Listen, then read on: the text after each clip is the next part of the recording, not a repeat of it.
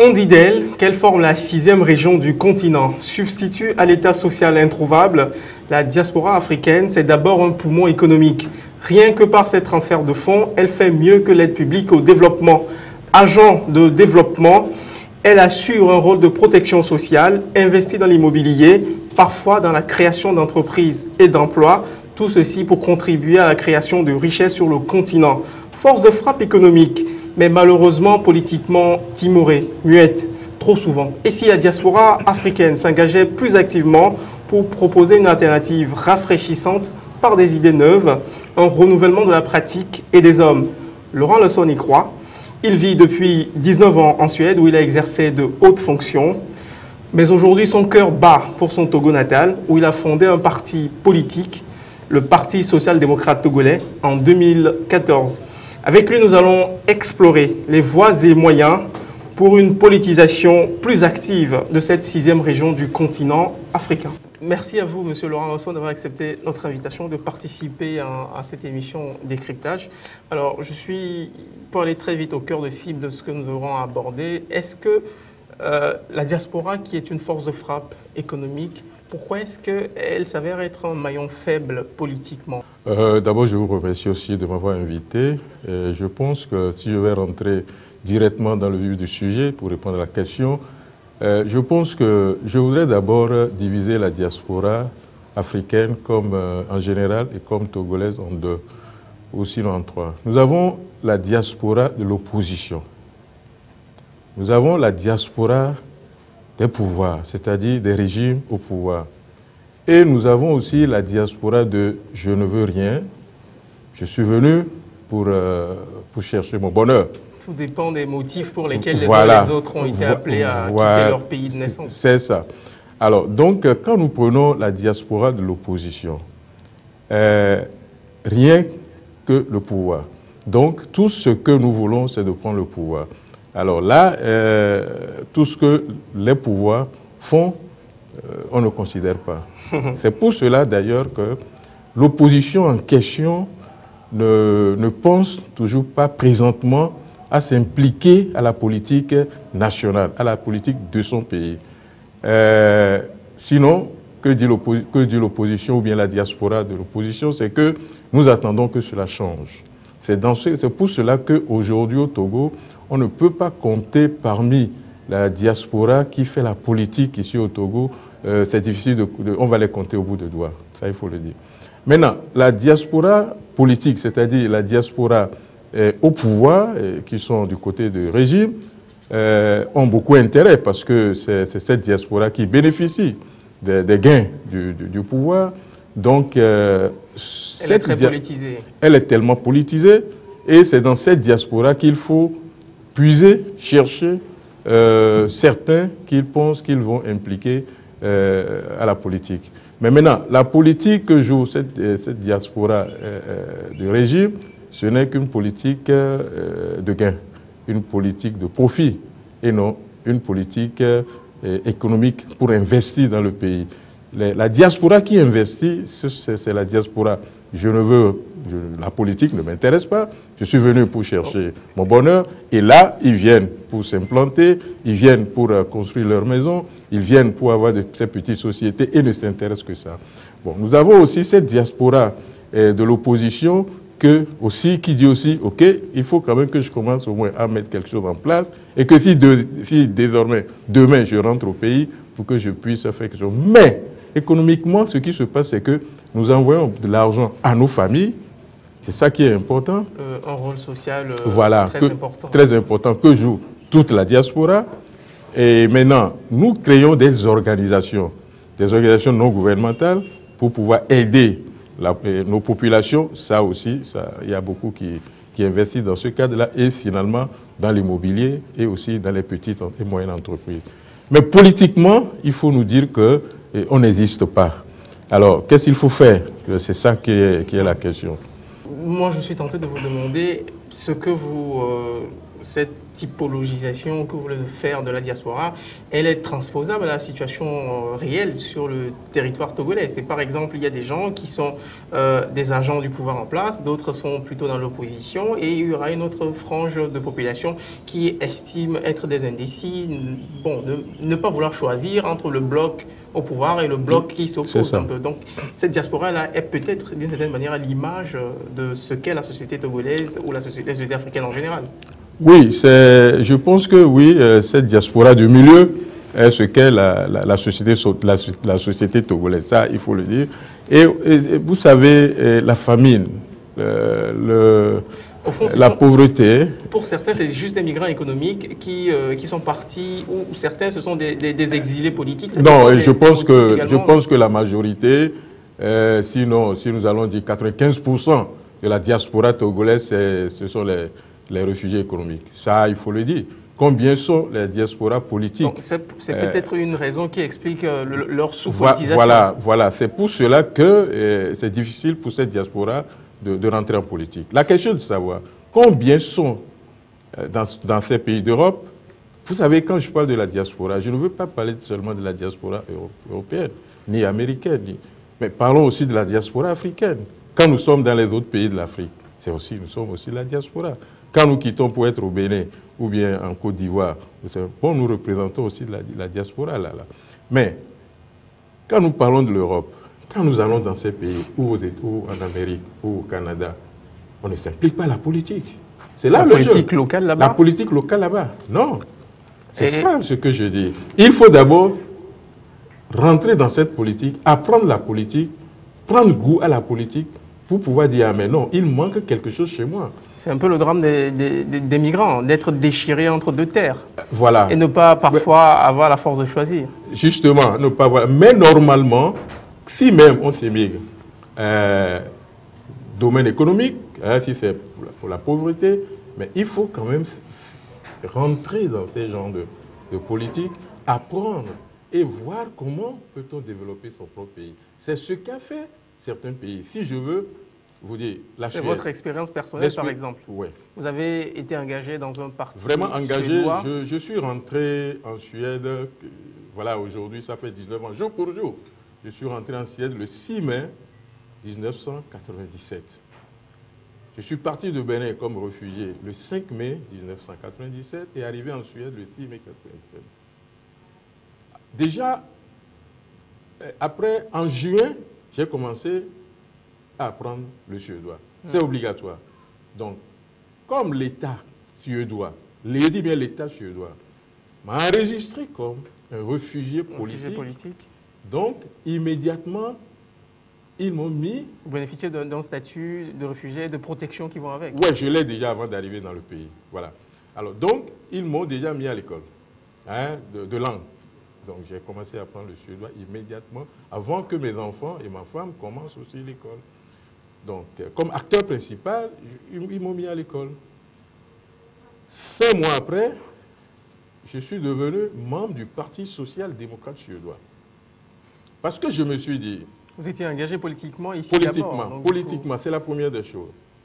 Et ne pouvant pas parler suédois, pour bien comprendre, après quelques mois, je me suis dit, mais il faut quand même que j'arrête un peu et m'impliquer à la langue. Et comme ça, je reviens. Donc, je me suis retiré, mais en étant membre et en payant mes cotisations. Donc, je n'ai pas eu de pot de responsabilité. Et quand je suis revenu maintenant, après 8 mois bien comptés, ça c'est ce que j'ai fait. Là, il faut maintenant qu'on m'enseigne la politique, le jeu de débat et surtout ce que nous appelons rhétorique. Alors, donc, quand je suis allé à cette école, maintenant, je me suis engagé politiquement. Donc, c'est ce qui est demandé à tout étranger qui veut s'impliquer à la politique. Mais ce que beaucoup ne font pas. Alors, et c'est pour cela qu'on n'est pas nombreux, au fait. Il est dit qu'on est membre d'un parti politique aussi, c'est autre. Payer la cotisation, participer comme membre, ça c'est autre chose. Okay, être membre actif, c'est autre chose. Monsieur Lozon, on va plus parler de l'engagement politique que les membres de la diaspora en Afrique et au-delà peuvent avoir en direction du continent africain. Mais est-ce que vous ne pensez pas que Si on donnait le droit de vote automatique à tout citoyen, peu importe où il vit, si on faisait élire des députés pour représenter les membres de la diaspora dans des régions spécifiques, par exemple en France, il y a des représentations pour les Français qui habitent dans toutes les régions du monde, par exemple. Les Français pour l'Afrique du Nord, les députés pour les Français d'Afrique du Nord, des députés de la diaspora également. Est-ce que ce genre d'initiative politique qu'on prendrait en Afrique pourrait peut-être contribuer à repolitiser cette diaspora-là qui se détourne de la politique? Je pense que ça peut beaucoup aider. Beaucoup même parce que la politique ne se fait seulement qu'à l'intérieur. La politique est appelée aussi à se faire à l'extérieur, comme le fait, nous disons tout à l'heure, la France. Non seulement la France, parce que nous parlons de la France, parce que c'est le pays... En tout cas, pour les pays francophones d'Afrique, la France reste une référence commune. C'est ça. Sinon, dans les autres pays aussi, c'est la même chose. Alors, il faut que les autochtones, ou bien même ceux qui ont la double nationalité, déjà quand tu as une double nationalité, donc tu es appelé à t'impliquer. Il faut s'impliquer à la politique de son propre pays aussi. C'est pour cela qu'on demande la double nationalité. Mais si tu as une seule nationalité, par exemple, je dis je suis suédois, j'ai la nationalité suédoise, et je rejette la nationalité togolaise, donc là, je n'ai pas le droit maintenant de m'impliquer à la politique togolaise. Là, ça reste le même. Mais une fois que j'ai la double nationalité, c'est pour cela qu'il pose la question. Est-ce que vous êtes intéressé? Moi, c'est ça ce qu'on m'a posé comme ça. Vous êtes intéressé à continuer la politique dans votre pays? Et puis, automatiquement, oui. Donc là, vous optez pour la double nationalité. Oui, j'opte pour la double nationalité. Là, je suis toujours togolais que je suis. Ce qui veut dire que depuis la Suède, je peux m'impliquer à la politique togolaise en Suède. Et puis nous pouvons nous organiser là-bas pour la politique togolaise. Et si on peut nous donner l'autorisation de participer directement depuis là-bas, en faisant des élections là-bas, en s'organisant comme la diaspora togolaise dans les pays extérieurs, pour contribuer à la politique togolaise, je pense que c'est la meilleure des choses à faire. Vous avez fait le Bénin, vous êtes parti du Bénin pour la Suède. Récemment, une élection présidentielle s'est déroulée au Bénin, mettant aux prises au second tour Lionel Zansou, issu de la diaspora béninoise en France, et Patrice Talon, qui lui est un autochtone pure souche, on va dire. Et quel regard avez-vous porté un peu sur les mésaventures de Lionel Zansou au Bénin, par exemple? Parce que ça n'a pas marché pour lui. D'accord. Je pense que, en considérant Lionel Zinsou, parce que beaucoup l'ont considéré comme un étranger, ou bien c'est ça la difficulté. La double appartenance, voilà, la double nationalité. Voilà, c'est ce qui est mauvais. Et c'est ce que je dis qu'en Afrique, dans nos pays africains, il y a quelque chose qui nous manque encore. C'est la maturité politique. Vous savez, je dis, ce n'est pas la nationalité qui travaille, c'est l'homme. C'est l'homme qui fait le travail. Ce n'est pas une nationalité. Si c'est la nationalité qui représente la politique et qui peut développer un pays, on n'aura pas de problème. Tous les chefs d'État que nous avons connus en Afrique, c'est des nationaux. Au Togo ici, pendant des années, nous avons connu le président Gnassingbé Yadema, qui est nationaliste, qui est togolais, pur togolais. Où est le développement que nous connaissons? Mais non, là, ce n'est pas une question de nationalité. Mais là, dans les pays des Blancs, ce n'est pas une question de nationalité. C'est l'efficacité. C'est l'efficacité. Si nous prenons Sarkozy, que Lionel Zansou n'a pas été justement apprécié à sa juste valeur par les Béninois? Non. Il partait disqualifié parce qu'il avait la double nationalité. Parce qu'il avait la double nationalité, ce qui n'est pas bon. Je veux commenter ça au moins pour que demain, ou bien qu'on commence à corriger cette tendance-là. Mais le problème de Lionel Zinsou, en dehors de sa double nationalité, il est venu, il a porté le maillot de quelqu'un qui, déjà, est tout un problème pour le Bénin. Il avait besoin d'un parrain politique pour entrer dans la scène. Un parrain politique, d'accord, mais pas le parrain politique sortant. Sinon, sincèrement, je serais à la place de Lionel Zinsou et du parrain comme Yahi Boni. Je demanderais, OK, il faut qu'on dissocie la chose. C'est vrai, reste dans ton coin, laisse-nous aller seuls. Ne cherche pas à nous coopter. Sinon, on risque d'avoir tout passé, on va porter tes méfaits. Et c'est ça d'ailleurs qui a joué contre Lionel Zinsou. Surtout le passé du président sortant. Le bilan de Yahi Boni. Maintenant, le bilan aussi, le comportement de la personne, même. C'est ça qui est le problème. Mais si nous quittons maintenant ce stade-là, si c'est que le président Yahi Boni avait encore droit à un mandat de plus, je ne pense pas que le président Talon sortait. Non. Alors, dans nos pays d'Afrique, dans tous nos pays presque, aucun président sortant ou bien un président... Le sortant n'est jamais battu, c'est ce que vous voulez dire? Non, ils ne sont jamais battus. Mais on dit souvent du Bénin que c'est une démocratie modèle. Quelle démocratie modèle? Je vais vous poser une question. La dernière fois, il y a eu des élections. Vous pensez que c'est une démocratie et ces élections sont démocratiques? Dans un pays où on préparait depuis les élections, il n'y a pas... Les cartes électorales ne sont pas confectionnées, où j'ai suivi correctement les élections au Bénin et que... Il y a eu quelques problèmes, quelques couacs d'organisation, en effet, mais le candidat du parti au pouvoir, le candidat du président sortant a été battu. Ça, c'est... Non, mais il a été battu, je ne refuse pas, mais je disais tout à l'heure battu parce que il a porté le maillot de quelqu'un qui n'a pas vraiment laissé une bonne impression. Et aussi, on l'a traité de franco-béninois et qu'il est venu, il a été envoyé par la France. Bon, si c'est vrai, je ne sais pas si c'est faux non plus. Mais en dehors de cela, il y a aussi l'organisation qu'il faut tenir compte.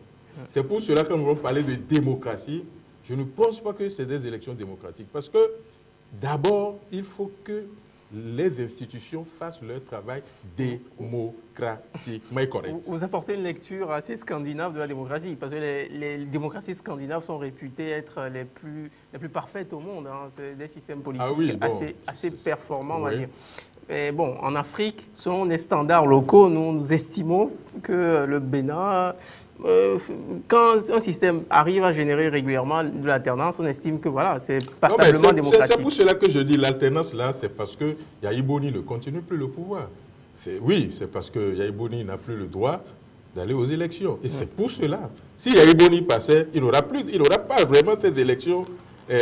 Talon ne passait pas, parce que là, c'est des élections déjà préparées et c'est la tendance, c'est ce qu'ils organisaient en ne pas éditer les cartes d'électeurs. Voilà. Il y a eu des problèmes avec la Sénat, le COSLEPI et tout ça. C'est ça. Prenons notre cas togolais, par exemple. On a eu le cas Kofi Yamyan, qui a eu à être secrétaire d'État en France, qui a été dans des conseils régionaux en France également, qui a eu une carrière politique pleine en France et qui par la suite est revenu au Togo et qui a essayé de s'implanter dans la vie politique, de se faire une place dans le paysage. Et patatras, il a eu quelques problèmes avec sa double nationalité. Par la suite, c'est lui-même qui... voilà, il ne donne plus signe de vie, il est retourné vivre en France. Est-ce que ça, c'est de nature à encourager les gens à faire confiance aux hommes politiques qui viendraient de la diaspora? C'est-à-dire que cette impression qu'ils ont le cul entre deux chaises, un peu. Non, je pense que on n'a pas... Oui, on a besoin d'avoir cette confiance, d'avoir une confiance à la diaspora.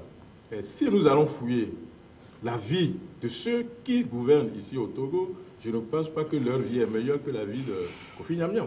Non, mais je ne jette pas de critiques particulières. Non, ce ne sont pas des critiques. Ce ne sont pas des critiques. Parce que pourquoi il a des problèmes? Pourquoi on le rejette? Pourquoi on ne l'accepte pas? C'est parce qu'on pense qu'il a une vie mauvaise. Ou bien il a un passé, mais rentrer dans ce passé, comparé au passé de nous qui sommes sur le terrain, bah, écoutez, il y a pire. Bon, maintenant, ce qui se passe, ou bien le problème là, c'est qu'en Europe, quand vous commettez de ces petites affaires, de ces casseroles, des erreurs, voilà, c'est tout. Sinon, ça ne représente rien, ce problème. Ça ne représente rien. Mais en plus, vous savez, Sarkozy en a eu plus. Ah oui. Donc, on ne peut pas comparer Sarkozy... Il est mouillé jusqu'au cou dans les affaires, judiciaires. Justement. Mais jusque-là... Oui, mais c'est plus Kofi Yamyan qui a lâché prise que les Togolais qui l'ont lâché. Parce qu'à un moment, on ne l'entend plus. Il est parti, il ne donne plus signe de vie. Oui, mais justement, ça aussi, ça dépend de la façon dont les Togolais commencent. Et là, ils ont commencé à prendre ce problème et tout ce qu'ils rejettent sur Kofi Yamyan, les injures et tout. En fait, vous savez, il y en a qui, certains ont le courage de continuer malgré les problèmes, mais certains n'ont pas ce courage de continuer. C'est ça le problème. Donc, je pense que Kofi Nyanyam, il manque ce courage de continuer, malgré tout les déboires, malgré tout, hein, tout ce qu'on fait, les coups bas. Moi, je pense qu'il doit toujours continuer parce que la politique, c'est ça. Je prends l'exemple tout simplement de Sarkozy, qui, malgré tout ce qu'il a, il se bat toujours sur la scène politique. Alors, vous avez une longue expérience politique en Suède et vous êtes à la tête d'un parti politique aujourd'hui au Togo, qui est le Parti social-démocrate togolais. Comment est-ce que vous pensez que le renouvellement de la pratique politique peut se faire? Vous, concrètement, comment est-ce que vous comptez rafraîchir, revitaliser la vie politique au Togo? Oui, je pense que la politique au Togo, sincèrement, n'est pas une politique. Nous sommes dans une situation de haine, dans une situation de guerre, et non politique. Mais ce que nous voulons au PSDT, et ce que nous avons instauré au PSDT, c'est la formation. Former les Togolais, dire la vérité aux Togolais. La politique, c'est la vérité. Des gens disent que la politique, c'est le mensonge. C'est faux. Donc, c'est par la formation que vous amènerez les gens à sortir de cette vision manichéenne de la politique, d'être dans le combat plutôt que dans le débat? D'abord, la formation, l'information et les débats maintenant. C'est pour cela, moi, j'adore beaucoup les débats. J'aime les débats. Et quand je rassemble les hommes et les femmes, je mène des débats avec eux et avec elles. Il y a que, je suis rentré le 25, le 26, le 27, le 28, j'ai eu déjà des débats avec des femmes, seulement avec des femmes du marché qui se sont regroupées. Donc j'ai eu à parler avec ces femmes-là. J'ai mené des débats avec. Le mardi, j'aurai encore des débats à faire. Le dimanche, j'aurai encore des débats à faire. Donc ce qui veut dire que nous, au PSDT, nous pensons que c'est par les débats et par les formations et par les informations. Mais si cela doit réussir vraiment, ce ne serait pas le minimum que fait le PSDT ou le minimum que fait un parti politique. L'État togolais doit s'engager dans ce système-là et payer ces formations. Laissez-moi terminer pour vous dire, la Suède, puisque quand je donne toujours les exemples de la Suède, puisque je vis en Suède, c'est ce que j'ai appris là-bas que je veux mettre en pratique, une partie. Sinon, si nous allons dans tout le nord, c'est-à-dire dans la Scandinavie, et c'est les associations qui forment la population. Le pays suédois est rempli des milliers d'organisations, mais c'est l'État qui met de fonds à la disposition de toutes ces organisations. Et c'est quoi? La démocratie, les droits de l'homme, la santé, c'est la formation qui forme l'homme. Et ils appellent quelque chose que nous appelons les cercles d'études. Et tout le pays est rempli de cercles d'études. Il y a en tout seulement pour les sociodémocrates 2850 cercles d'études sur le territoire. 2850 cercles d'études. Pour seulement rassembler les femmes, les enfants, les jeunes et autres, et leur parler de la politique, les apprendre la politique. C'est ce que nous mettons en pratique ici au Togo. Mais ça ne suffit pas. Parce que les maigres sous que nous mettons à la disposition ne suffisent pas pour former tous les Togolais. La politique, c'est une question également d'offre et de demande. C'est-à-dire qu'il y a une offre politique. Vous êtes de la social-démocratie qui correspond à une famille politique, à une idéologie politique. Mais est-ce que vous ne regrettez pas, par exemple, que vos autres adversaires, les autres partis politiques togolais, ne sont pas facilement repérables sur la carte des idéologies? Pour qu'on sache, si on observe une carte topographique, qu'on sache que ceux-là sont de gauche, ceux-là sont de droite, ceux-là sont conservateurs, ceux-là sont progressistes, et que voilà, les partis politiques ne sont pas réellement des réservoirs d'idées qui correspondent à une vision de la vie, une vision de l'économie, une vision de la société. Oui, j'ai commencé par entrer en Suède depuis 2005. Et c'était en juin 2005.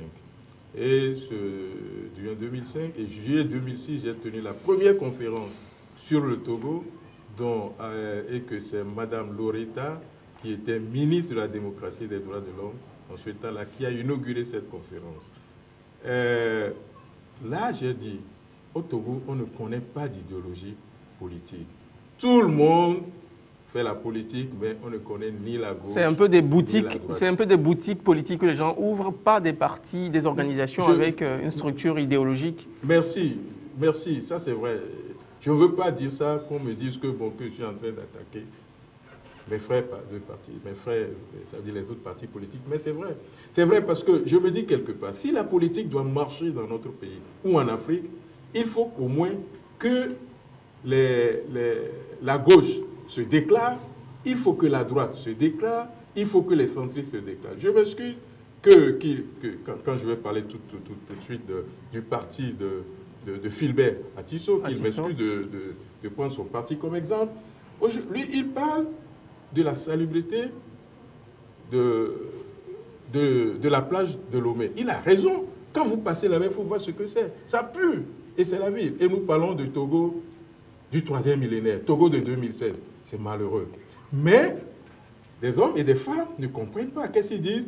Mais nous parlons aujourd'hui de changement, comment les choses vont changer, comment la politique va... Et puis lui, il vient, il parle de la plage de la salubrité. Oui, les gens ont raison aussi pour le dire. Parce que il est de quel côté? Quelle est son idéologie?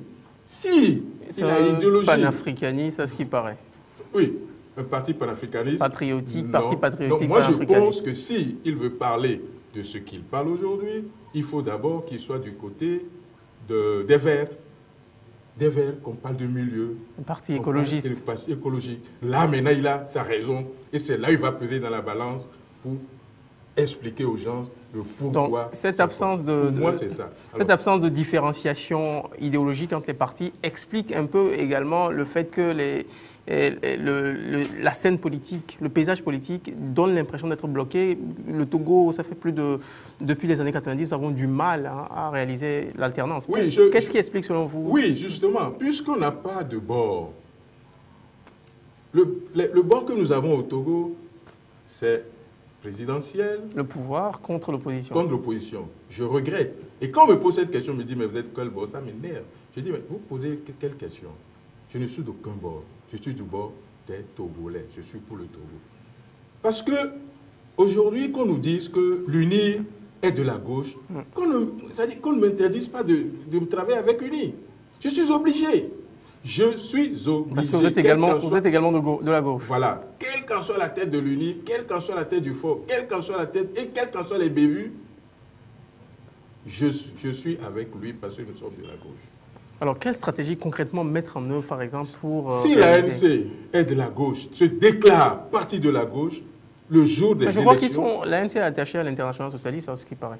Non, je regrette. Ce que je veux voir, c'est qu'on me présente l'ANC vraiment comme c'est un parti de la gauche. Puisqu'on n'a jamais... À combien de membres de ce parti vous allez poser la question qu'ils sont de quelle tendance? Ils vont vous dire qu'ils sont de la tendance... De gauche ou de droite, progressistes ou conservateurs, sociaux-démocrates, chrétiens-démocrates. Ils ne peuvent pas le dire.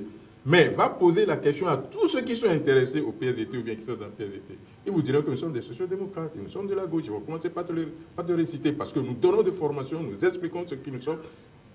Et tout le monde au Togo aujourd'hui, c'est que nous sommes un parti de la gauche. Il y a des partis de la gauche au Togo, mais qui ne se déclarent pas. Je ne sais pas pourquoi. C'est le problème du Togolais. Si vous êtes de la droite, dégagez-vous comme de la droite. Parce que si vous êtes de la droite et que l'UNI est de la droite, allez rassembler avec lui, travailler avec lui. C'est normal, c'est votre droit le plus absolu. Mais à un moment donné, quand il y a maintenant l'intérêt de la nation qui prime, vous irez encore, que vous soyez de la gauche, vous êtes appelé à aller vers la droite là, pour qu'ensemble construire une nation pour l'avenir. Parce que la politique, ce n'est pas une organisation de haine, mais c'est une organisation de fair play et de consensus et de débat. Voilà. Monsieur Laurent Lawson, est-ce qu'un jour vous vous porterez au suffrage universel au Togo? Oui. Et pour quel poste, par exemple? Président de la République? Président de la République, c'est tout. Quel est votre agenda? Dans combien de temps? La prochaine présidentielle, par exemple? La prochaine, oui, nous allons participer aux élections présidentielles prochaines. Et les élections législatives, vous allez... Oui, nous allons participer. Au local, nous allons participer. Nous allons participer à toutes les élections. D'accord. Mais si nous gagnons, vous les mains. Si nous échouons, pas de problème. Parce que tu vas à un examen pour gagner ou pour perdre. Mais nous irons aux élections. Alors, faisons un peu de politique fiction. Si vous êtes élu demain président de la République, quelles mesures urgentes par rapport aux thématiques qu'on vient d'aborder là, quelles sont les mesures urgentes que vous mettrez en œuvre pour changer radicalement la donne et la scène politique? Premièrement, c'est la justice sociale. Je mets la justice sociale en pratique. Parce que vous savez, dans ce pays, il y a de l'injustice. Tellement de l'injustice que quand vous voyez le Togolais de base, le Togolais, le vrai Togolais qui souffre, vous saurez vraiment qu'il y a famine dans ce pays. Alors, je vais mettre, la première des choses que je vais commencer à mettre en pratique, c'est la justice sociale.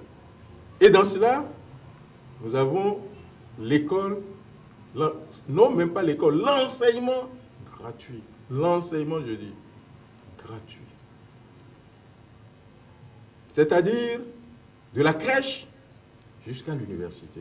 D'accord. Ah oui. Parce que c'est gratuit et c'est faisable. Au primaire. Et c'est faisable. Vous dites? C'est gratuit au primaire maintenant. Mais non, l'enseignement n'est pas gratuit, c'est l'écolage. Oui, naturellement. Bon, d'accord. Et encore, ce n'est pas toutes les écoles. Ça pas tous les enfants. Il y a deux sortes d'enfants au Togo. Ceux qui bénéficient de la gratuité et ceux qui ne bénéficient pas de la gratuité. Merci, monsieur. Donc là, déjà, il y a nous aurons une autre émission pour revenir en long et en large, hein, probablement sur votre programme, et qui a l'air alléchant. Je rappelle que vous êtes homme politique togolais, vous êtes le patron du Parti social-démocrate togolais, et vous êtes membre de la diaspora, vous vivez en Suède. Merci à vous d'avoir participé à cette émission Décryptage. C'est donc la fin de ce numéro. Merci à vous qui nous avez suivis. À très bientôt pour un nouveau numéro.